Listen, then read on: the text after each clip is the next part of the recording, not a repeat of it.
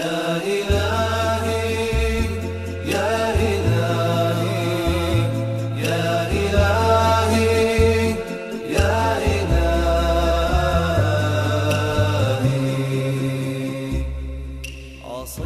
আমরা যারা পাপ কাজে লিপ্ত আছি, আল্লাহ আমাদের মনের ভেতরে সংকোচ, অস্বস্তি আর দুশ্চিন্তা অনুভব করিয়ে দেন।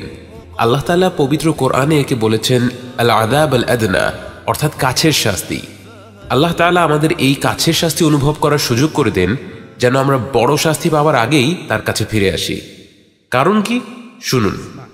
وَلَنُذِيقَنَّهُم مِّنَ الْعَذَابِ الْأَدْنَى دُونَ الْعَذَابِ الْأَكْبَرِ لَعَلَّهُمْ يَرْجِعُونَ ظَهَرَ الْفَسَادُ فِي الْبَرِّ وَالْبَحْرِ بما كسبت أيدي الناس ليذيقهم بعض الذي عملوا لعلهم يرجعون। যে তওবা করে তার প্রথম পুরস্কার হচ্ছে জান্নাহ। এটাই কি যথেষ্ট না? কিন্তু শুধু তাই নয়, সে আখিরাতের আগে এই দুনিয়ার জীবনেও সুখে শান্তিতে থাকবে। من عمل صالحا من ذكر أو أنثى وهو مؤمن فلنحيينه حياة طيبة وأن استغفروا ربكم ثم توبوا إليه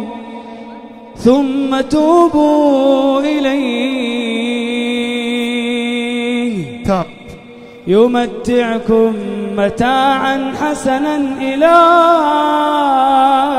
أجل مسمى।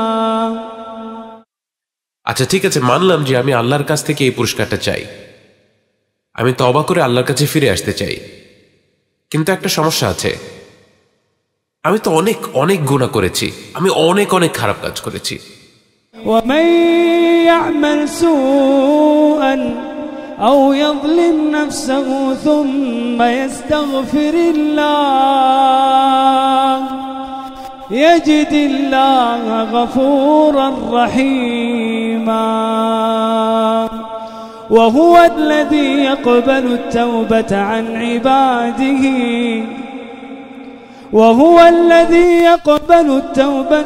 عباده ويعفو عن السيئات। শেখ আমি এই যে এখন আপনার সাথে আছি, আমি কিন্তু এখনো এশার নামাজটাও পড়িনি।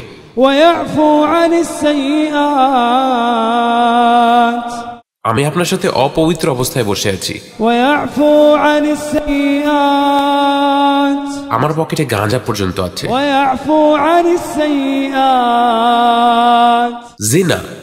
ويعفو عن السيئات ويعلم ما تفعلون لواط إلا من تاب وآمن وعمل عملا صالحا فأولئك يبدل الله سيئاتهم حسنات وكان الله غفورا رحيما۔